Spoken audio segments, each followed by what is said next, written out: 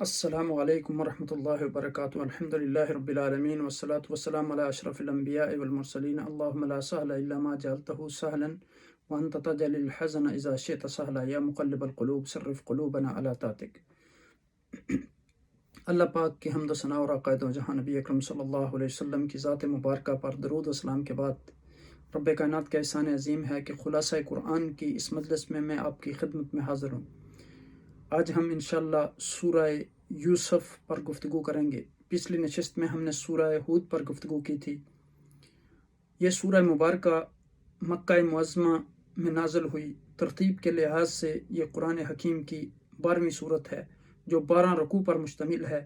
اس سورہ کی آیات کی تعداد 111 ہے، کلمات کی تعداد 795 ہے اور حروف کی تعداد جو ہے وہ 7125 ہے۔ اس سورہ مبارکہ کی تلاوت پر اذن ربانی سے 71,250 نیکیاں ملتی ہیں۔ اس سورہ میں حضرت یوسف علیہ السلام کا قصہ بیان کیا گیا اور اس کی خصوصیت یہ ہے کہ قرآن حکیم میں جتنے بھی قصے بیان کیے گئے یہ ایک تنہا وہ قصہ ہے کہ جو مکمل ایک پوری صورت میں مکمل قصے کی صورت میں بیان کیا گیا۔ باقی جتنے بھی آپ کو قصے قرآن میں ملیں گے مختلف انبیاء کے، وہ مختلف صورتوں میں جگہ جگہ پہ حضرت یوسف علیہ السلام کا دوسری جگہوں پہ صرف ان کا نام کا تذکرہ ہوا ہے، لیکن کہیں بھی اس قصے کا ذکر نہیں ہے۔ یہ قصہ پورے کا پورا اسی سورہ یوسف میں جو ہے وہ بیان کر دیا گیا۔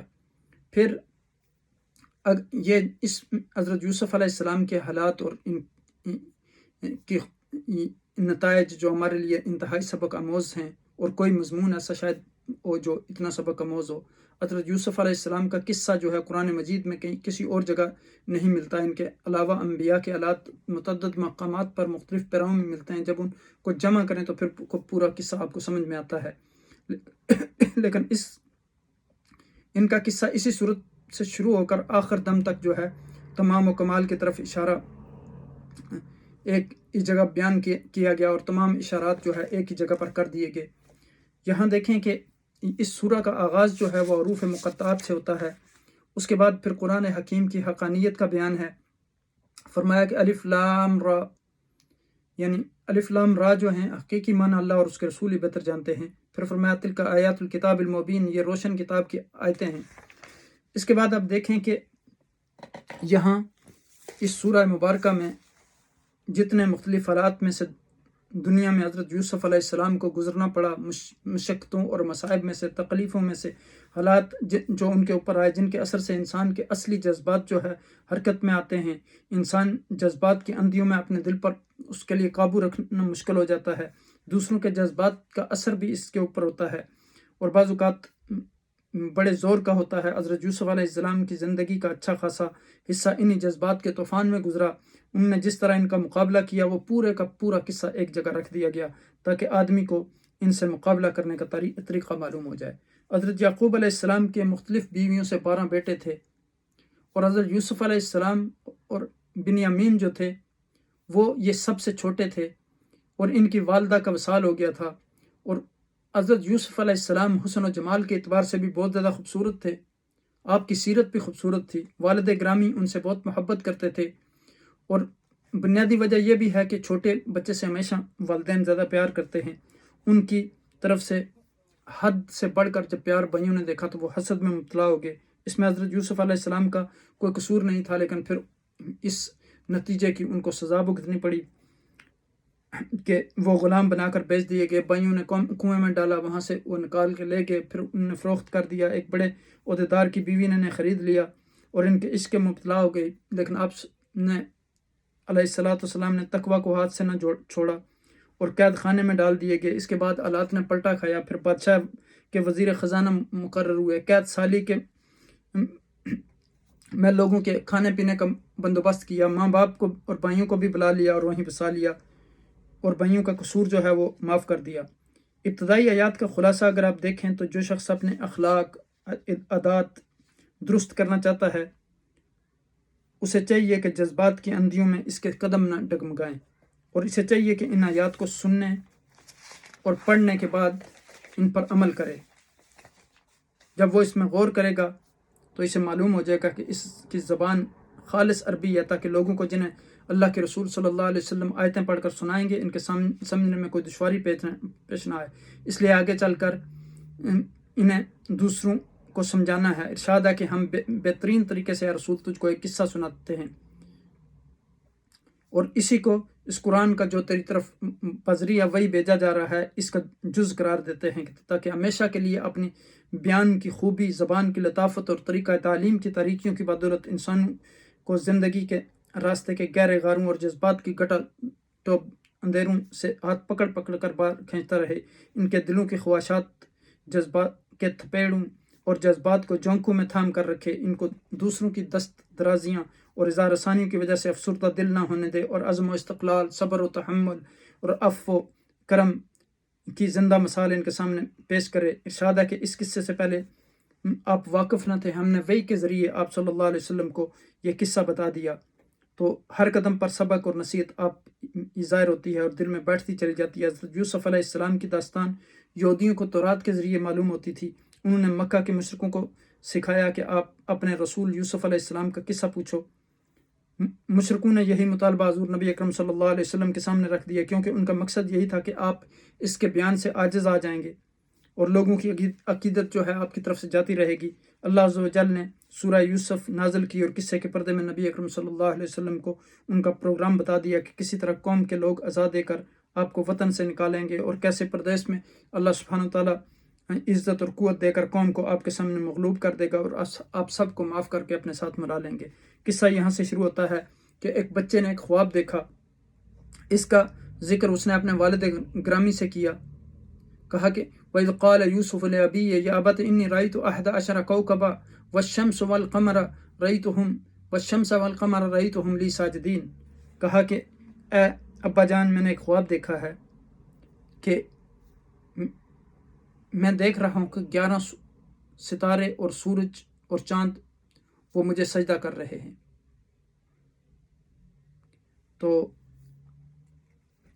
باپ نے کہا قال یا بنی لا تقصص رؤیاک علی اخوتک فیکیدوا لک کیدا ان الشیطان للانسان عدو مبین۔ اب پیغمبرانہ نصیحت انہوں نے کی کہ اپنے بھائی کو بھائیوں کے سامنے اس خواب کا تذکرہ نہ کرنا، کہیں وہ آپ کی جان کے دشمن نہ بن جائیں۔ تو اب یہاں دیکھیں کہ اس خواب کا جب انہوں نے تذکرہ کیا تو آپ نے یعنی منع کر دیا کہ یہ خواب بیان نہ کریں۔ تو اب دیکھیں کہ باقی انبیاء کے قصے بکھرے ہوئے ہیں، لیکن سورہ یوسف میں حضرت یوسف علیہ السلام کا پورا قصہ اسی صورت میں بیان کیا گیا۔ پھر اب یہاں دیکھیں کہ یہاں یعنی تکرار بھی ہوتا ہے بعض قصوں میں، لیکن قرآن کا تکرار بھی خوبصورت ہے، یعنی آدمی کو ذرا بھی اس میں ملل نہیں ہوتا، ذرا بھی وہ اکتاہٹ نہیں ہوتی، ہر جگہ نئے الفاظ، نئی تعبیر، کوئی نہ کوئی نیا لیسن، نیا سبق، نئی عبرت اور نئی نصیحت پائی جاتی ہے۔ یہ چھوٹے چھوٹے خوبصورت ٹکڑوں کی صورت میں پورے قرآن میں بکھرے ہوئے ہیں یہ واقعات، ان ٹکڑوں کو جوڑنے سے پھر پورا واقعہ سمجھ میں آتا ہے۔ لیکن حضرت یوسف علیہ السلام کے واقعہ میں ریپیٹیشن نہیں ہے، اس میں تکرار نہیں ہے، یعنی یہ واقعہ سورہ یوسف ہی میں مذکور ہے۔ دوسری صورتوں میں حضرت یوسف علیہ السلام کا نام تو آیا ہے، لیکن ان کے واقعہ کا کوئی چھوٹا سا حصہ بھی کہیں نہیں آیا۔ جہاں جیسا کہ شروع میں اہل علم نے کہا کہ مخالفین نہ تو قرآن کے مقرر قصوں کا مقابلہ کر سکتے ہیں اور نہ ہی غیر مقرر قصوں کا، یعنی حضرت یوسف علیہ السلام کے قصے کو قرآن نے احسن القصص قرار دیا، خوبصورت قصہ۔ تو اس میں جتنی عبرتیں اور نصیحتیں پائی جاتی ہیں شاید وہ کسی دوسرے قصے میں پائی جاتی ہوں۔ جامعیت کے اعتبار سے دیکھیں تو اس میں دین بھی ہے، توحید و فقہ بھی ہے، سیرت و سوانح بھی، خوابوں کی تعبیر بھی ہے، اور سیاست و حکومت کے رموز بھی، انسانی نفسیات بھی ہے، اور معاشی خوشحالی کی تدبیریں بھی، حسن و عشق کی حشر سامانی بھی ہے، اور زہد و تقوی کی دستگیری اور رہنمائی بھی۔ اس میں انبیاء اور صالحین کا تذکرہ بھی ہے، اور ملائکہ اور شیاطین کا تذکرہ بھی ہے۔ پھر جنوں اور انسانوں کا بھی، تو چوپائیوں اور پرندوں کا بھی، بادشاہوں، تاجروں، عالموں کے حالات بھی، تو رائے راست سے ہٹ جانے والی عورتوں کی ہیلا سازی، مکاری اور بے حیائی بھی۔ پھر اس قصہ کے مد بھی، جزر بھی، گمنامی بھی ہے، شہرت بھی، غربت بھی ہے، اور ثروت بھی، عزت بھی ہے اور ذلت بھی، صبر و ثبات بھی ہے اور بندگی و شہوت بھی۔ ایک بڑی خوبی جو اس قصہ میں پائی جاتی ہے وہ یہ کہ اس قصہ کے ضمن میں حضور نبی اکرم صلی اللہ علیہ وسلم کے مخالفین کے حال اور مستقبل کا پورا نقشہ کھینچ دیا گیا۔ یوسف علیہ السلام کی طرح ہمارے آقا صلی اللہ علیہ وسلم کو ان کے مخالفین نے اپنے ملک سے نکالا، جس طرح یوسف علیہ السلام کی طرح آقا علیہ السلام کے ساتھ بھی قریشی بھائیوں نے حسد کیا، قتل کے مشورے بنائے، آپ کو مکہ سے چھوڑنا پڑا، مکہ سے نکال دیا گیا، 3 دن تک غار ثور میں روپوش ہونا پڑا، وہاں سے مدینہ ہجرت فرما گئے، وہاں بتدریج آپ کو عروج ہوا، یہاں تک کہ آپ پہلی اسلامی مملکت کے جو ہیں وہ سربراہ بن گئے۔ مکہ فتح ہوا تو قریشی بھائی نادم اور شرمندہ ہوئے، انہیں آپ کے سامنے سرفندہ ہونا پڑا، جھکنا پڑا۔ اسے حسن اتفاق کہیے یا آمد اور کسد کے اس موقع پر آپ نے فرمایا میں تم سے وہی بات کہتا ہوں جو یوسف نے اپنے بھائیوں سے کہی تھی، اور انہوں نے کیا کہا تھا، لا تثریب علیکم اليوم، آج تمہارے اوپر کوئی حساب کتاب نہیں، انتم طلقاء۔ تو یہاں دیکھیں کہ سیدنا یوسف علیہ السلام کا قصہ اس قدر مشہور ہے کہ حقیقی مسلمان گھرانے جو ہیں وہ اس کو بخوبی جانتے ہیں، ان کے بچوں کو بھی اس قصے کا علم ہے، تسلسل کے ساتھ یہ قصہ بیان ہوا ہے، اسی لیے ہم اس تسلسل کو بیان کرتے ہوئے پہلے پورے قصے کا بیان کریں گے اور پھر عبرتوں اور نصیحتوں کو بیان کریں گے۔ گویا یہ قصہ ہمارے نبی کی مبارک زندگی کے بہت سارے زیادہ مشابہ ہے۔ آپ علیہ السلام یعنی یوسف علیہ السلام کنویں میں رہے، آپ غار ثور میں، وہ مصر گئے، آپ مدینہ، وہ وزیر بنے، آپ پہلی اسلامی مملکت کے سربراہ بنے، حاکم بنے، ان کے بھائی بعد میں شرمندہ ہوئے، آپ کے سامنے بھی فتح مکہ کے سب لوگوں نے گردن جھکا لی، انہوں نے کہا لا تثریب علیکم اليوم، آج کے دن تم پر کوئی تاب و ملامت نہیں ہے۔ آپ نے بھی کہا میں تم سے وہی کہتا ہوں جو میرے بھائی یوسف نے اپنے بھائیوں سے کہا تھا۔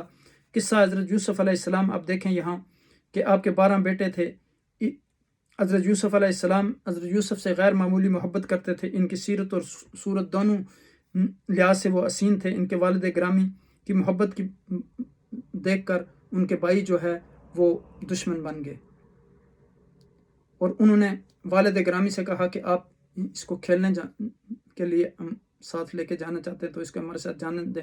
حضرت یعقوب نے خدشے کا اظہار کیا کہ کہیں اس کو بیڑیا نہ کھا جائے، تو انہوں نے کہا کہ پھر تو ہم اتنا بڑے گروہ ہیں، ہم اتنے بھائی ہیں، تو اگر اس کو بیڑیا کھا جائے تو ہم تو خسارہ والوں میں سے ہو جائیں گے۔ اس طرح وہ لے گئے اور وہاں پھر منصوبہ بنایا کہ اب قتل کر دیں یا کنویں میں پھینک لیں، اور آخر میں ان کی رائے یہ بنی کہ ان کو کنویں میں پھینک لیں، تو کنویں میں پھینک دیا گیا۔ اب دیکھیں یہاں کہ ان دونوں کی والدہ بھی انتقال کر چکی تھیں اور والد ان سے بہت محبت کرتے تھے۔ چھوٹے بچے سے محبت انسان کی فطرت ہے۔ حضرت حسن رضی اللہ تعالیٰ عنہ کی بیٹی سے سوال کیا گیا کہ آپ کو اپنے بچوں میں سے سب سے زیادہ کس سے محبت ہے؟ آپ نے کہا کہ مجھے چھوٹے سے اس وقت تک جب بڑا نہ ہو جائے، بیمار جب تک تندرست نہ ہو جائے، اور غائب جب تک وہ واپس نہ آ جائے۔ تو ایک مرتبہ حضرت یوسف علیہ السلام نے دیکھا کہ اپنے والد گرامی کو خواب سنایا کہ 11 ستارے اور چاند اور سورج مجھے سجدہ کر رہے ہیں۔ والد نے انہیں منع کیا کہ اپنا یہ خواب اپنے بھائیوں کو مت بتانا۔ باپ کی بیٹے سے اس محبت کی وجہ سے بھائی اسد میں مبتلا ہو گئے، اور پھر سیر کے لیے ان کو اس بہانے سے لے گئے کہ کھیلیں گے کودیں گے، اور کنویں میں گرا دیا۔ وہاں سے قافلہ آیا، انہوں نے نکالا، پانی نکالنے کے لیے ڈول ڈالا تو وہاں سے یوسف علیہ السلام نکلا ہے، انہوں نے مصر میں بیچ دیا، عزیز مصر نے خرید کر اپنے پاس رکھ لیا۔ جوان ہوئے تو وہ جو ہے ان کے عشق میں گرفتار ہو گئی، اور اس نے برائی کی دعوت دی۔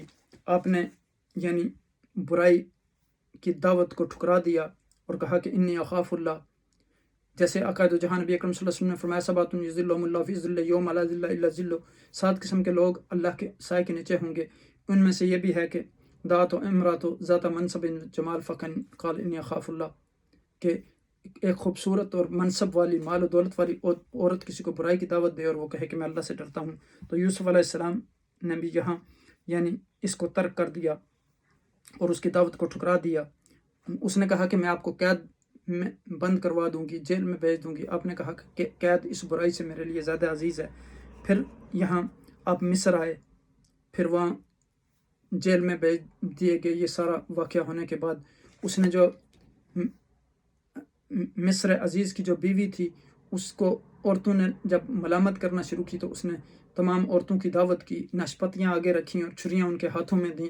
تو اس وقت جب یوسف علیہ السلام کو کہا کہ آپ باہر تشریف لائیں، جب وہ سامنے آئے تو انہوں نے چھریوں کو بجائے ناشپتیاں کاٹنے کے اپنے ہاتھوں پر چلا ڈالیں، اپنی انگلیاں کاٹ ڈالیں، اور کہا کہ ما ھذا الا ملک، یہ بشر نہیں ہیں، یہ تو فرشتے ہیں۔ تو یہاں دیکھیں کہ یوسف علیہ السلام کا قصہ سے معلوم ہوتا ہے کہ جب وہ پھر جیل میں چلے گئے، ایک بادشاہ کو ایک خواب آیا، خواب کے ذریعے تعبیر کی، پھر وہ بادشاہ کے قریب ہو گئے، انہوں نے خزانے کا مالک بنا دیا. تو مصیبت کے بعد جو ہے وہ رات ہوتی ہے، ان مع العسر یسرا. بعض اوقات مصیبت، نعمت اور رات تک پہنچنے کا ذریعہ بن جاتی ہے. حضرت یوسف علیہ السلام کی قصہ کی ابتدا پریشانیوں سے ہوئی. کنویں میں بے یار و مددگار ڈال دیا گیا، مصر میں غلاموں کی منڈی میں ان کو خرید و فروخت ہوئی، عورتوں کے فتنہ کا سامنا کرنا پڑا، کئی سال تک جیل کی کوٹری میں بند رہے، لیکن انجام یہ ہوا کہ مصر کے حکمران بنے اور انہیں دینی اور دنیاوی عزت نصیب ہوئی. پھر حسد انتہائی خوفناک بیماری ہے، سگے بھائیوں میں بھی یہ پیدا ہو جائے تو افسوسناک واقعات جنم لیتے ہیں. اچھے اخلاق، اعلیٰ اوصاف اور بہتر تربیت پر اپنا رنگ دکھا کر رہتی ہے. حضرت یوسف علیہ السلام کی تربیت ایک باپ کے ہاتھوں خاندان نبوت میں ہوئی تھی، اسی لیے ان نے یہ ساری مصائب اور پریشانیاں اور شدائد ان کے سامنے پامردی سے کھڑے رہے، جس کی وجہ سے کلفت کے بعد راحت اور ظاہری ذلت کے بعد حقیقی عزت کا دور آ کر رہا. عفت و امانت، استقامت ساری بلائیوں کا سرچشمہ ہے، مردوں کے لیے بھی اور عورتوں کے لیے بھی.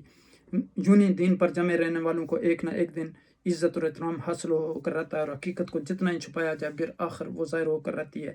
مرد اور عورت کا اختلاط جو ہے اور خلوت میل جول فتنہ کا باعث ہوتی ہے. نہ زلیخا کو یہ خلوت میں یسر آتی اور نہ ہی وہ برائی کا منصوبہ کرتی، اس لیے اسلام نے مرد و زن کو خلوت میں ملنے کو حرام قرار دیا. ذات باری پر ایمان کی اور عقیدہ کی پختگی سے مصائب کو برداشت کرنا اور اخلاقی نجاستوں سے دامن کا بچانا آسان ہو جاتا ہے. یہ بھی سبق ملتا ہے مومن کو چاہیے کہ وہ ہر تنگی اور پریشانی کے وقت صرف اللہ کی طرف رجوع کرے.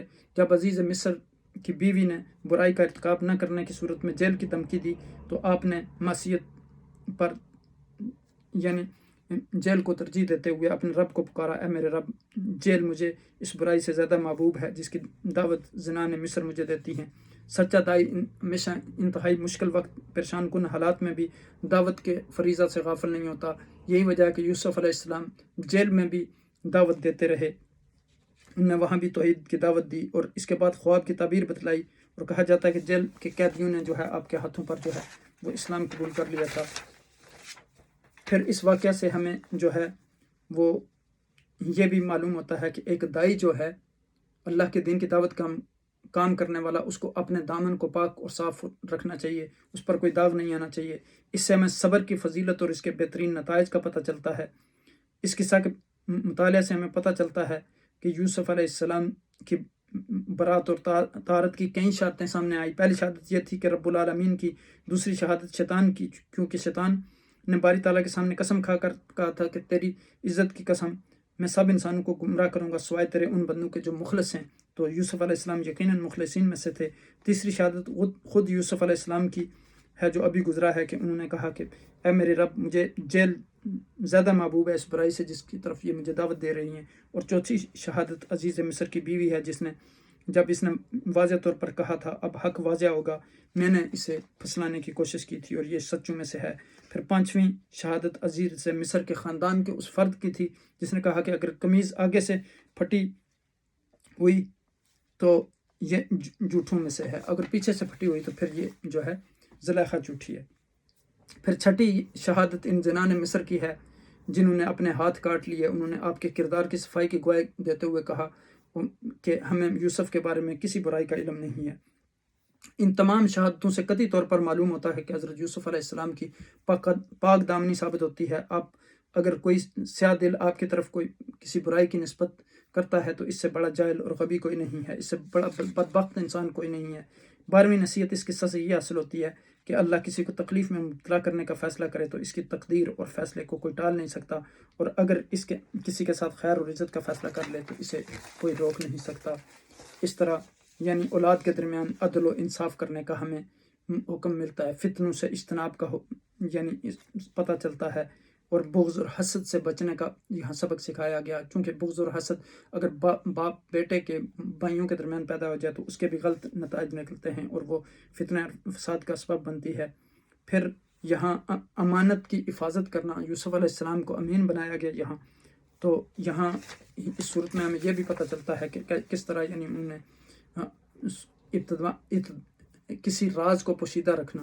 حضرت یعقوب علیہ السلام کی نصیحت کے استعینوا یعنی خواب نہ بتاؤ، اور حضور نبی اکرم صلی اللہ علیہ وسلم نے فرمایا استعینوا علی قضاء حوائجکم بالکتمان، اپنی جو آپ کی مختلف حاجتیں ہیں ان کو یعنی اس طریقے سے پوشیدہ طریقے سے یعنی پورا کرو، کسی کو نہ بتاؤ، چھپا کر۔ اللہ جسے چاہتے ہیں وہ بندوں میں سے چن لیتے ہیں، وہ نبی بھی ہو سکتے ہیں، ولی بھی ہو سکتے ہیں، صالح بھی ہو سکتے ہیں۔ زندگی کے ہر مرحلہ میں خوشیاں ہوتی ہیں۔ حضرت یوسف اور ان کے بھائی کھیل کے لیے نکلتے تھے، وہ نبی کے بیٹے تھے، لیکن انہیں کھیل سے منع نہیں کیا گیا، وہ بچپن میں کھیلتے تھے۔ عدل و انصاف اولاد کے درمیان محبت صرف احسان اور گفٹ میں نہیں ہے بلکہ باقی چیزوں میں بھی ہونی چاہیے۔ حسد جو ہے قتل کی طرف لے جاتا ہے، کوئی فائدہ اور نقصان نہیں پہنچا سکتا۔ لو اجتمعت الانس والجن علی ان ينفعوک لن يضروک الا ما كتب اللہ لک ولا اجتماعوا ان يضروک بشیء لن يضروک شیئا الا ما كتب اللہ علیک رفعت الاقلام وجفت الصحف۔ حضرت یوسف کے بھائی قتل کرنا چاہتے تھے لیکن اللہ نے حفاظت فرمائی۔ تو یہاں بتایا گیا کہ اللہ سبحانہ تعالیٰ کو اگر ساری دنیا کے جن اور انس جمع ہو جائیں تو کوئی فائدہ نہیں پہنچا سکتے اور نہ کوئی نقصان پہنچا سکتے ہیں۔ تو عقائد و جہاں نبی اکرم صلی اللہ علیہ وسلم نے فرمایا اکرم الناس یوسف نبی اللہ، ابن نبی اللہ، ابن نبی اللہ، ابن خلیل اللہ علیہ السلام۔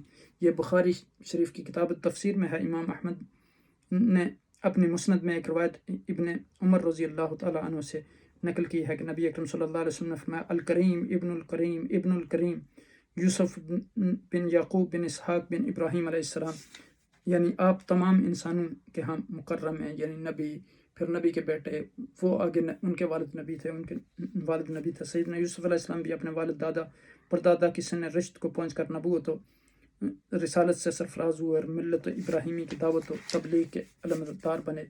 آپ کا تذکرہ جو ہے وہ سورہ انعام کی آیت نمبر، آپ کا نام جن صورتوں میں آیا ہے، آیت نمبر 84۔ اسی طرح سورہ یوسف کی آیات 4، 7، 9، 8، 9، 10، 11، 17، 21، 29، 46، 51، 56، 58، 69، 76، 77، 80، 84، 85، 87، 89، 90، 94، 99 اور سورہ مومن کی آیت نمبر 34۔ اللہ سبحانہ وتعالی ہمیں ان آیات مبارکہ پر عمل کرنے کی توفیق عطا فرمائے اور ہمیں اس قصے سے عبرت حاصل کرنے کی توفیق عطا فرمائے اور ان ساری چیزوں پر ہمیں عمل کرنے کی توفیق عطا فرمائے اور ہمیں اسوہ یوسفی پر عمل کرنے کی توفیق عطا فرمائے۔ جزاکم اللہ خیر، بارک اللہ فیکم۔